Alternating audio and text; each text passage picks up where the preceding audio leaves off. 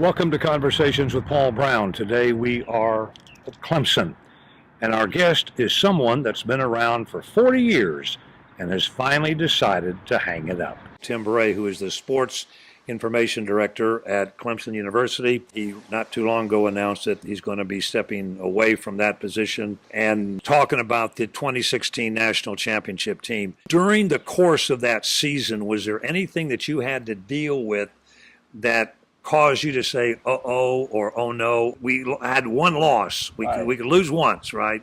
But was there any time during that where you thought that we might not be able to take home the whole cigar? Well, that game, we scored 42 points and still lost the game. And so, you have to wonder at that point, are we going to be able to do something defensively? The locker room was kind of down, but before Coach went in the locker room, I had pointed out to him that each of the last two national champions had lost a game. Right. Now lost a game and lost a game at home. So I said, and they came back, to do it. And then that night, two of the other teams who were ranked right there with us, Michigan and some Washington, they both lost. So your goal is to be in the Final Four. When the polls came out the next day, we're still in the top four. And so I think combined with that, it was kind of a new enthusiasm that, hey, we didn't blow this. We still got a chance. What has been your take on the tenure of Coach Sweeney? 2008, when the change was made, when Terry Don Phillips elevated somebody who had never been a coordinator before, who just 6 years earlier was selling real estate, wasn't even in the game. But Dabo had shown to myself, and more importantly, to Terry Don Phillips, that he had a appreciation for all aspects of the game, just not the X's and O's, not the recruiting, but working with the people across campus, including the president. So he had their respect and their attention of how well he handled himself in those meetings, and I think that had a very important impact on him. What was your gut feeling when they announced that Dabo was going to be the head football coach? Well, I had a good gut feeling about it because I had dealt with him in coordinating interviews, hearing him talk to the media, and so that he had a real sharpness and an ability to know the overall, the grand picture of things. So I had faith that he could do it, but there are so many extenuating circumstances. It seems to me that picking him, you got an individual who really at the heart was concerned about these young men, turning them in to good husbands, fathers, employees. If we win some football games, good. But the end result is I want you to go out and be a good citizen. Are we missing that, or is that the core of who Dabo Sweeney is? Oh, I think it's definitely at the core of, value to have a program that's all in, have the family aspect of this program. You have to have that, and that's one thing that Dabo was able to learn. Gene Stallings at Alabama was like that, even to the point where he had a special needs child who came to football practice every day. That's kind of the genesis of our football program's involvement with the Clemson Life program. Yeah. But that's just an example of that family aspect, caring about the young men and the family. But the other thing, when he started in 2008, there were 38 of the 85 scholarship players on that team he had signed. So he had a connection, with all those guys, and I think that was important in the transition also. 10 years ago, would you have envisioned that Clemson would be recruiting at the level that it is? Maybe yes in the South, but the biggest factor has been the national recruiting of it. First game of the year, they were going to nationally televise was the Clemson-Georgia game, and they wanted to blow out running down the hill. And so they wanted to put cameras on the bus, cameras everywhere. And so I went to Dabo and told him about it. I said, this has got a chance to be the biggest boon for recruiting that you'll ever see. It's going to run on YouTube all over the place. But I think it goes a little bit further for the university. I think it's a great selling point just for kids who are thinking about coming to Clemson. At what point do you decide, you know what, it's time for Mr. Bourret to do something else? What was the process of you deciding that this was going to be it? Well, I'm kind of a numbers guy, and 40 sounded like a good number. Still loved my job, and still love my job. to this day. But program has gotten so good. I've done 44 sets of game notes over the last 3 years. From August 1st until the middle of January, it's a 7-day-a-week job, 65 hours of, a week. At 62 now, coming up on 63, I just kind of stepped back and said, I'm going to need to slow down a little bit. I think it's time for somebody maybe a little younger to take this on. So, but Coach Sweeney's been great. I'm still going to be involved. I'm still going to do some writing. Still going to do basketball on the radio. And I did get offered an awesome part-time job. Tell us about that. I'm going to be working for NBC on their PGA Tour coverage. I'm going to be in the booth with Peter Jacobson on all the NBC broadcasts, doing stats and research for the NBC broadcast. I love golf. I've been the SID here for golf for 40 years. It was a lot of fun. They're going to fly me to the British Open. I'm going to get to do the FedEx Cup playoffs. Your dream job just continues to evolve, doesn't it? When I got that opportunity, I said, God's trying to tell me something. I wanted to leave when the program was going great, and it would be a really fun job for somebody. When we come back, I got a couple more questions.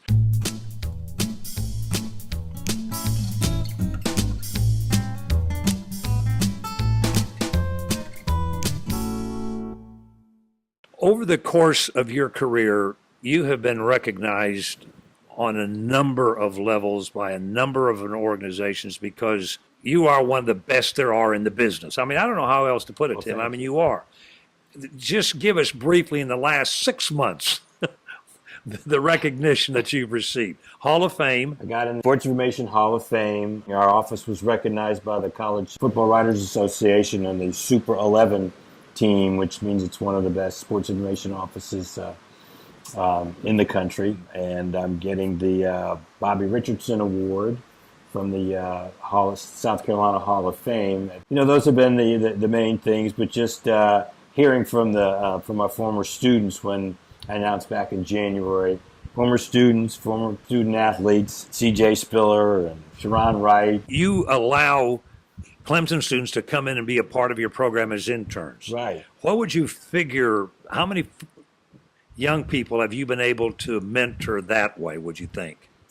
I'd probably say in 40 years we've had 150 to 160 different students, if you figure 3.5 or 4 per year. You were presented something very special from Coach Sweeney. It was. He really he outdid himself. I knew he was going to get me something. I thought, well, it'd be nice. I'd really like if he got me maybe a framed football jersey with the number 40 on it for my 40 years and my name on the back of it. Kind of like they do on a senior day for the players. So we had a nice cookout. We went outside in the outdoor area, outdoor Dabble world, as I call it.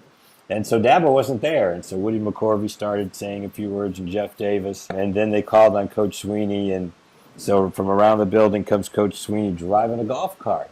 And so at first I thought, well, he's just making this grand entrance in a golf cart. And then I looked at it, and the front of the golf cart had a Clemson logo and a Notre Dame logo on it. I thought, I think that golf cart's for me. That's pretty cool, wasn't it? It was very cool. And it is a nice top-of-the-line golf cart. I live on a golf course, and so that's terrific. When the kids live here and the success that they experience, now I'm thinking particularly about Deshaun Watson. He grows up basically dirt poor, lives in a Habitat for Humanity house, right, and comes here and does it right. Yeah. And now he's reaping the benefits of all that hard work. Give me your observation on how he's done it and the fact that he's done it right. Well, I think we do a great job of nurturing that here. However, there has to be a base that comes from his family. And having gotten to know his mother and his aunt, they did a terrific job raising him. And sure, Clemson and his program deserves a lot of credit, but to some extent, he came here pre-packaged, and that was because of his mother and his aunt. We've got a quarterback situation at Clemson coming up that everybody's talking about, and that is going to evolve into one of the biggest stories probably that we've had in recent years. We have a quarterback in Kelly Bryant who took us to a 12-2 record in ACC championship and the Final Four, which is very difficult to do. People always tend to remember the last game when we lost to Alabama. Well, the game before that, Kelly Bryant was the most valuable player. He completed 15 passes in a row at one point, and he did all that, by the way, against the defense that was ranked 7th in the country, the University of Miami. I do feel a little bit bad that during the spring practice session, the fans and the media only get to see the spring game. Right. They didn't see the March 29th scrimmage when Kelly Bryant was 6 for 7 for 100 yards and 4 touchdowns. They didn't see that. I think there'll be a strong competition, however. It'll play itself out in August and September. As we close out, talk a bit about the basketball team this past year, because you were involved in that. And by the way, let me just say the times that you weren't part of the broadcast team, I missed you.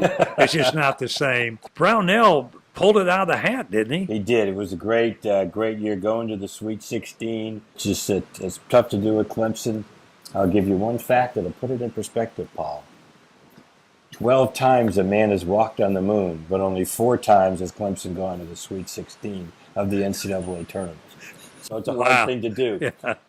But no, I was so happy for Coach. Lost a great player in Blossom game, but all the other guys worked hard over the summer. I think a lot of it had to do with their off-season trip to Barcelona. And what happened? And what happened there just brought the team together. There was a terrorist attack over there right in the middle of it. Yeah. I think that experience really contributed to a real together team, and it was just terrific to see. That spurt that got us to the Sweet 16, it seems to me from what I've read, and I don't do a lot of reading into this, but that they've been able to attract some attention of some young men who would like to be part of that team. Right, yeah, absolutely. Yeah, I think we've had a good some top 100 players that are going to be coming in. And of course, we got some good players coming back for next year. At this point, we've got two guards who are, looking at the NBA, but they haven't signed with an agent. Over 40 years, if you had to pick out 3 stories that you're never going to forget, even if you get dementia, you're going to remember those 3 stories. What are they going to be? Well, probably the number one moment has got to be